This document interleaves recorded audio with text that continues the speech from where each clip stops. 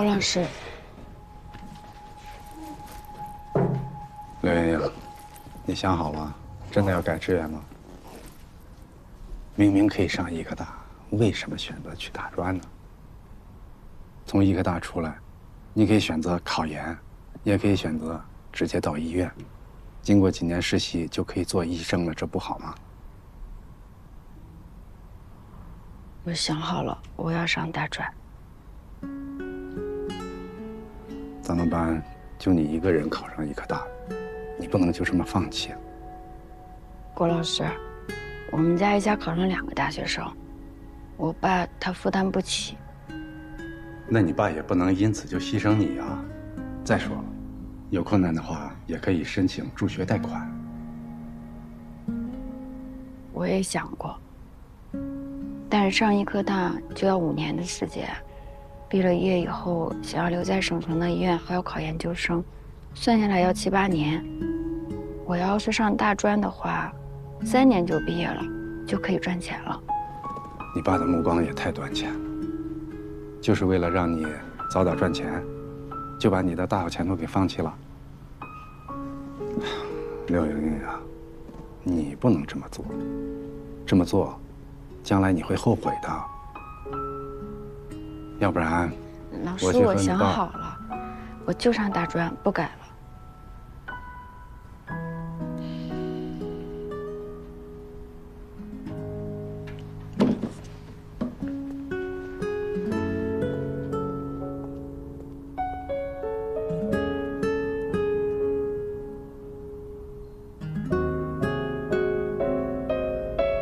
我不忍心放弃他，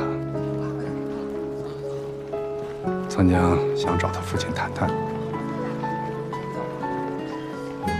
可去了2趟，他们家不给我开门，只能算了。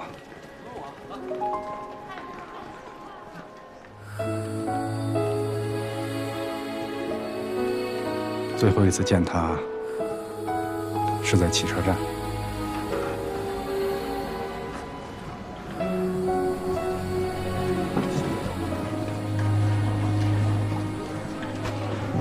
莹莹姐，哎，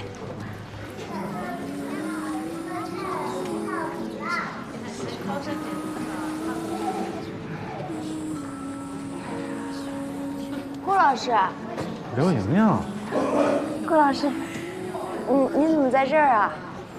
我来送我侄子，这不该报道了吗？你这也是去报道啊？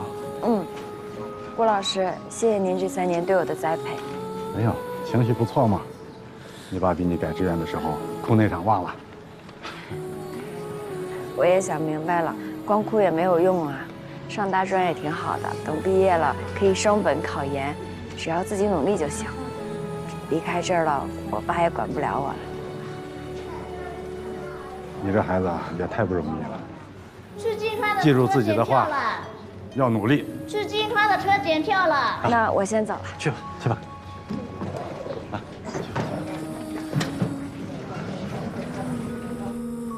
那我走了，莹莹姐。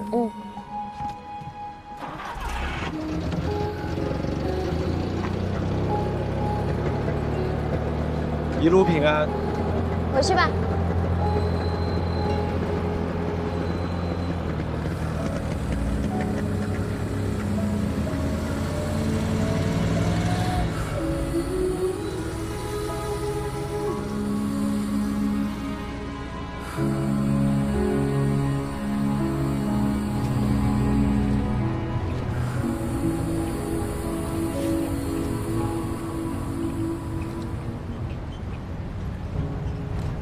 刘莹莹当然记得呀，她可是我们学校的风云人物呢。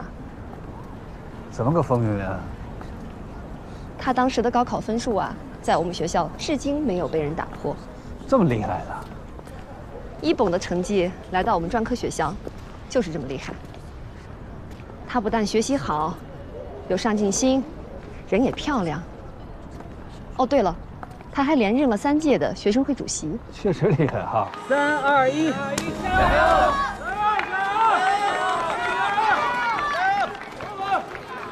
后来她谈了个男朋友，学习一般吧，大人家在省城，父母都是干部。他家给刘莹莹在省公立医院联系好了工作，就等着他俩一毕业呀，就都留在省城。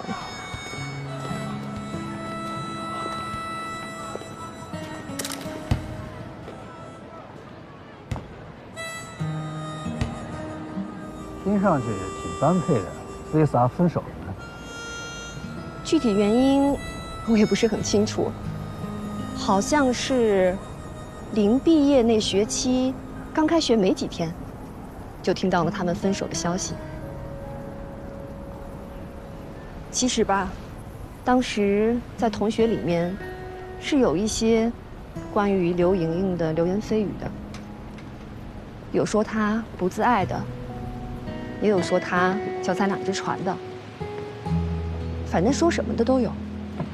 说实在的，就是不靠那个男孩，刘莹莹还是能够留在省城的，因为她的学习一直是我们全校第一的。只是那些流言蜚语对她的影响还是挺大的，她整个人根本就不在状态。刘莹莹一毕业就回到了库鲁，我对她的决定至今都无法理解。不理解，关键时刻老师没帮忙啊。我也找他谈过，但是他说，他弟弟留在了外地工作，他的家里也需要人照顾。不过他的这个想法也是可以理解的，基层需要医护人员也是现实。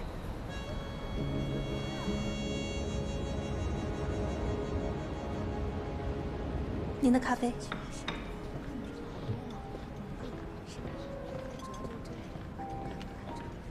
欢迎光临，先生几位？江潮吧，库鲁陈江河。哦，陈警官您好。哎，您好。啊，您请坐。哎呀，我的警官证。陈警官，你喝点什么？都行。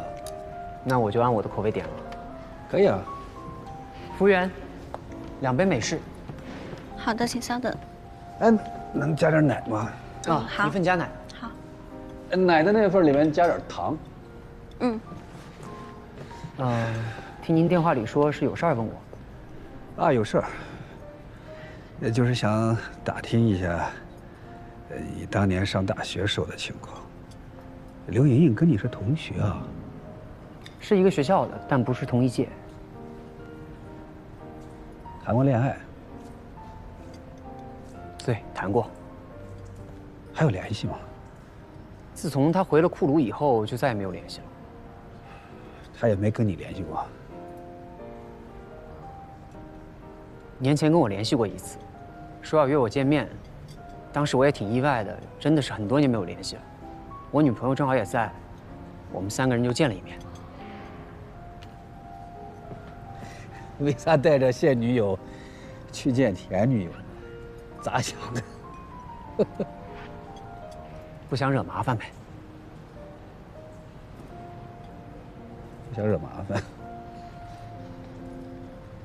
刘莹莹给你惹麻烦了吗？也不算麻烦，就让我帮她挂个号。啥号？医院的专家号。她当时带着一个小女孩，说要给孩子看病。你也知道，医院的专家号太难挂了，黄牛号又太贵。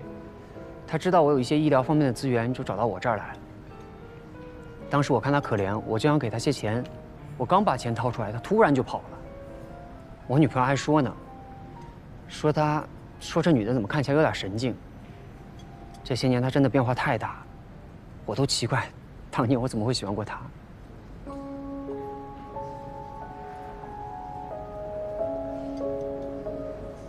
当年你们俩要是真的走到一起，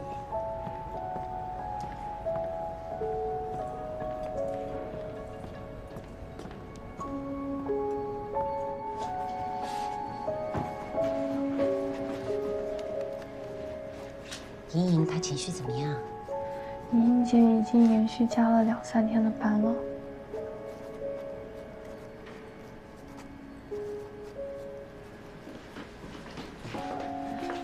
莹莹啊，孩子的后事没办完，你先别上班了。工作起来还好些。那好吧，小梁，有事情转悠着点。好。莹莹啊，别硬挺着，想哭就哭出来。护士长，我没事儿，谢谢。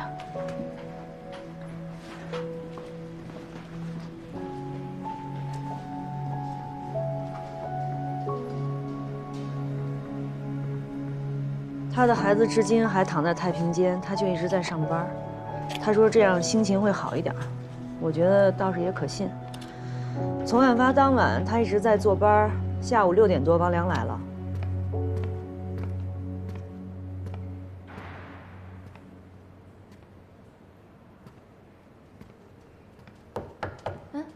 王站长，您来了。莹莹姐她去给病人换药了，您先进来等会儿她吧。